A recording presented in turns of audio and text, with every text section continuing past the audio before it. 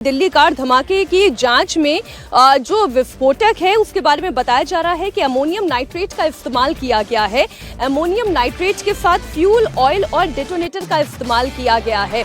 तो ये तो तय है कि ये आरडीएक्स नहीं था, ये इस तरीके का कोई विस्फोटक नहीं था, क्योंकि जिस इंटेंसिटी का ये धमाका था, अगर आरडीएक्स होता तो ज़मीन में गहरा गड्ढा हो सकता था। और कुमार फुनू हमारे साथ जुड़े हुए हैं इसी खबर पर। कुमार, लगातार कल से हम ये डिस्कशन कर रहे हैं कि ये आरडीएक्स हो नहीं सकता था, और जो 2900 किलोग्राम अमोनियम नाइट्रेट जो फरीदाबाद में रिकवर किया गया, यही आशंका जताई जा रही थी कि इसी तरीके के अमोनियम नाइट्रेट और डेटोनेटर फ्यूल ऑयल के इस्तेमाल के जरिए ये धमाका हो सकता है। आपके पास क्या एडिशनल इंफॉर्मेशन आ रही है? ये धमाका किस तरह से किया गया, इसमें क्या क्या चीजें इस्तेमाल की गई? देखिए, अभी इनिशियली स्टेज है पूरी मीनाक्षी, और मैं आपको बता दूं कि अभी इनिशियली स्टेज है तो इसलिए कुछ भी कहना जल्दबाजी होगा, लेकिन जो एफएसएल की शुरुआती जांच की जो इनिशियली इन्वेस्टिगेशन की रिपोर्ट आई है उसमें ये जरूर साफ हुआ है कि अमोनियम नाइट्रेट के ट्रेसेस जो हैं वो एफएसएल को मिले हैं।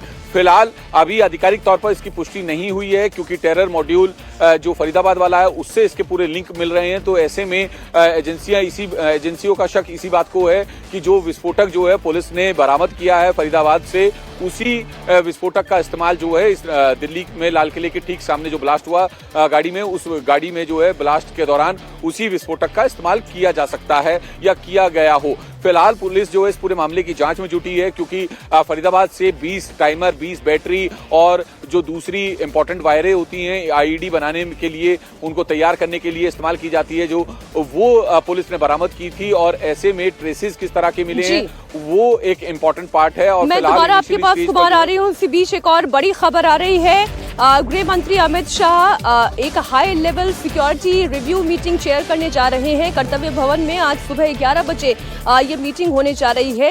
इस मीटिंग में गृह मंत्री अमित शाह होंगे, इसके अलावा आईबी के डायरेक्टर मौजूद रहेंगे, दिल्ली पुलिस कमिश्नर की मौजूदगी रहेगी, डीजी एनआईए भी इस मीटिंग के अंदर मौजूद रहेंगे, डीजीपी जम्मू कश्मीर भी इस मीटिंग में वर्चुअली जुड़ेंगे। इस वक्त की बड़ी खबर आपको बता दें, और वाकई में जिस तरीके से दिल्ली में धमाका हुआ है इसके तहत जम्मू कश्मीर से जुड़े हुए हैं। टेलीग्राम की पोस्ट की भी अगर हम बात करें जिसमें जैश ए मोहम्मद इस हमले की जिम्मेदारी ले रहा है, उसके बाद इस धमाके की गंभीरता और ज्यादा बढ़ जाती है।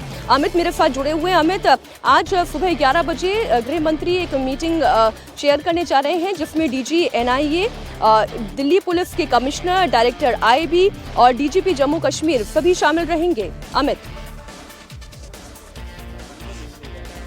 बिल्कुल मीनाक्षी, क्योंकि इसके बारे में जानकारी खुद गृह मंत्री अमित शाह ने कल शाम को दे दी थी। जब वो एलएनजेपी हॉस्पिटल पहुंचे थे उस वक्त उन्होंने मीडिया से बात की थी। तब उन्होंने कहा था कि फिलहाल जो तमाम चीज़ें चल रही हैं उसको उन्होंने खुद आकर ज़मीन पे आकर देखा था, और जो अधिकारी हैं जो इसमें पूरे जिम्मेदारी के साथ इस इन्वेस्टिगेशन को कर रहे थे उनके साथ उन्होंने बात की थी। उसके बाद कहा था कि कल सुबह यानी कि आज का उन्होंने कहा था कि मंगलवार को हम एक हाई लेवल मीटिंग करेंगे और अब तक की जो भी जांच निकलकर सामने आई है उस पर आगे बातचीत होगी। गृह मंत्री अमित शाह जब से घटना हुई थी तब से इसको लेकर पूरी तरह से सजग थे।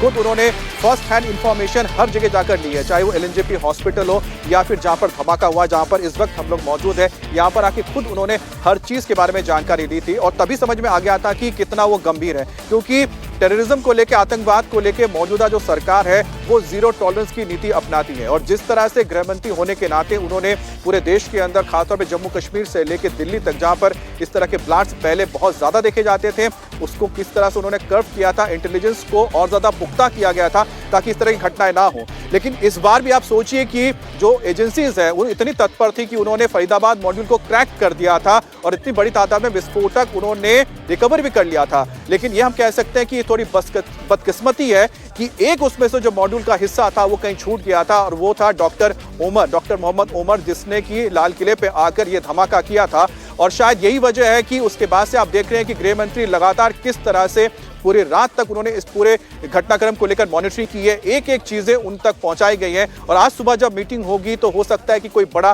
फैसला भी आपको देखने को मिले, और साथ ही साथ ये स्पष्ट भी हो जाएगा, क्योंकि जैसा कि मीनाक्षी आपने बताया है कि किस तरह से सोशल मीडिया के जरिए लश्कर ए तोयबा ने इस हमले की जिम्मेदारी ली है।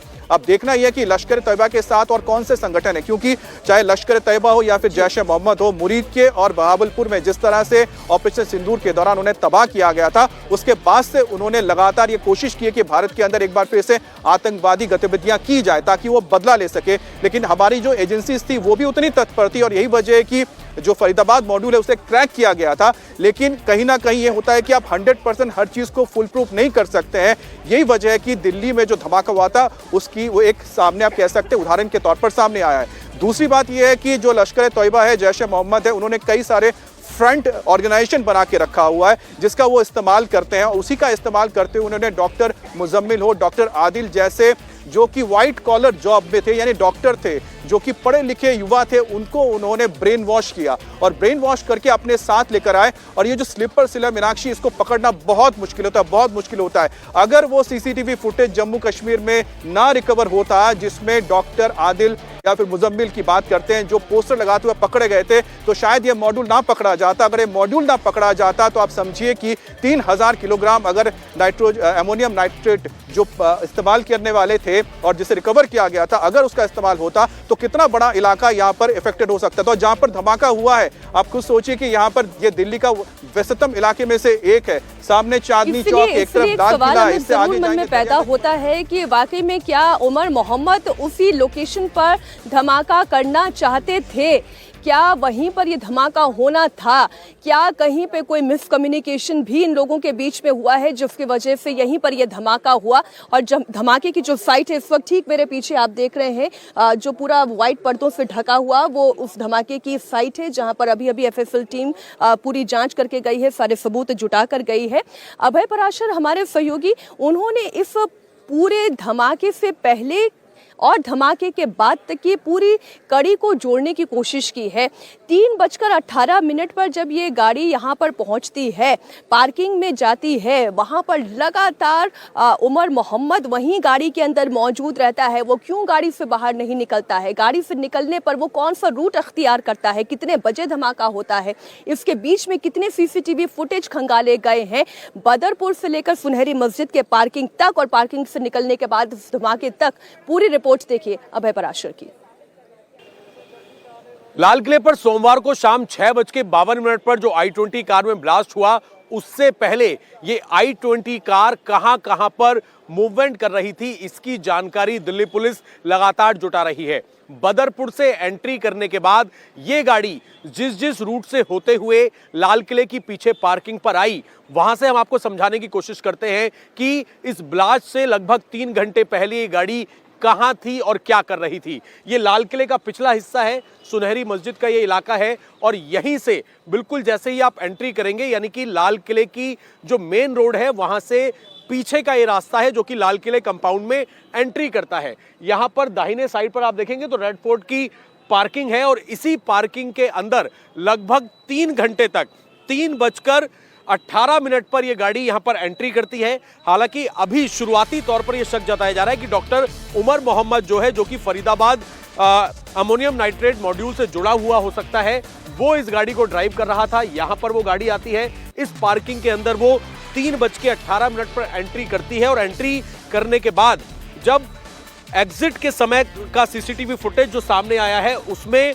3:28 पर यहां से बाहर निकलती हुई ये जो i20 कार है वो दिखाई दे रही है। वो यहां से एग्जिट करती है। ब्लास्ट होता है 3:52 पर। अब इस पार्किंग एरिया से बाहर आने के बाद फिलहाल जहां पर बैरिकेड लगे हुए हैं, इस गाड़ी को लाल किले यानी कि जहां पर ब्लास्ट हुआ वहां पर पहुंचने के 2 रास्ते हैं। आप जैसे ही बाहर निकलेंगे यहां से आप राइट लेंगे और राइट लेके आप मेन दरियागंज वाली रोड पर आ जाएंगे, जो आगे से दाहिने और अगर आप जाएंगे तो सीधा लाल किले की तरफ ये रास्ता जाता है। लेकिन जो हमारे सूत्र हैं उनका ये कहना है कि इस पार्किंग से जैसे ही गाड़ी निकली उसने सीधा लाल किले रूट पर जाने की बजाय ये रास्ता पकड़ा, क्योंकि 3:22 पे इसने एग्जिट किया और एग्जिट करके ये रास्ता जो है सीधा रिंग रोड की तरफ जा रहा है। जो मेन रिंग रोड है और रिंग रोड। तो आप अभय पराशर की रिपोर्ट देख रहे थे और अभय पराशर ने बताया किस तरीके से पूरा सीक्वेंस रहा है, गाड़ी के बदरपुर से एंट्री होने तक, सुनहरी मस्जिद के पीछे लाल किले की पार्किंग में जाने तक और फिर वहां से निकलने के बाद जो धमाका हुआ है। इसी बीच एक बड़ी खबर और आपको बता दें, दिल्ली पुलिस ने पहाड़गंज फ्लाईओवर के पास से एक काले रंग का संदिग्ध बैग बरामद किया है। सर्च के दौरान ये बैग बरामद किया गया है। दिल्ली पुलिस कल रात से ही दिल्ली के 3 इलाकों में सर्च ऑपरेशन चला रही है, जिसमें दरियागंज का इलाका भी है, पहाड़गंज का इलाका भी है और हेवीली डेंस पॉपुलेटेड ये इलाका है। आपको बता दें, पहाड़गंज फ्लाईओवर के पास से एक काले रंग का संदिग्ध बैग बरामद किया गया है। जिन 3 इलाकों में लगातार दिल्ली पुलिस सर्च अभियान चला रही थी, पहाड़गंज का वो इलाका जहां से ये संदिग्ध बैग बरामद किया गया है। कुमार सोनू ये जानकारी हम तक पहुंचा रहे। कुमार, ये बैग क्या है, किसका है, इसमें क्या है, क्या जानकारी और आपके पास आ रही है? देखिए मीनाक्षी, एक काले रंग का बैग है जो कि पहाड़गंज फ्लाईओवर के पास से पुलिस को मिला है, संदिग्ध परिस्थितियों में मिला है, इसलिए वो संदिग्ध बैग है। फिलहाल मौके पर जो है पुलिस की टीम पहुंच गई है और पुलिस जो है इस पूरे मामले की जांच में जुटी हुई है। आपको एक और तस्वीरें दिखा दूं, लाल किले पे ब्लास्ट वाली जगह पर इस वक्त मिलिट्री की एक टीम जो है वो पहुंची है। आर्मी के एक मेजर हैं और उसके साथ उनकी जो टीम है वो पहुंची है। ये MI यानी मिलिट्री इंटेलिजेंस से जुड़े लोग हो सकते हैं, लेकिन फिलहाल अब पूरा इनपुट लेने के लिए पहुंची है, क्योंकि मामला जो है टेरर अटैक से जुड़ रहा है और ऐसे में जैश ए मोहम्मद का, इसके साथ साथ लश्कर तैयबा तक का नाम जो है इस पूरे मामले में जुड़ रहा है। तो जो मिलिट्री से जुड़े अधिकारी हैं वो पहुंचे हैं, मेजर रैंक के एक अधिकारी जो हैं वो अपनी टीम के साथ पहुंचे हैं सारी जानकारी लेने के लिए। आप तस्वीरें देख सकते हैं, ये आर्मी के मेजर हैं जो इस वक्त धमाके वाली जगह पर जा रहे हैं ताकि जांच एजेंसियों के साथ कोऑर्डिनेट करके तमाम इनपुट जो हैं वो गैदर कर सके। तो फिलहाल ये आर्मी की किस यूनिट से ये अभी साफ नहीं हो पाया, लेकिन जब भी इस तरह का कोई धमाका होता है तो मिलिट्री इंटेलिजेंस की यूनिट जो है वो जरूर एक्टिव होती है और हो सकता है कि ये मिलिट्री इंटेलिजेंस से जुड़े अधिकारी हों, लेकिन इस वक्त धमाके वाली जगह पर जो है ये आर्मी के मेजर और उनकी टीम पहुंची है। जी मीनाक्षी।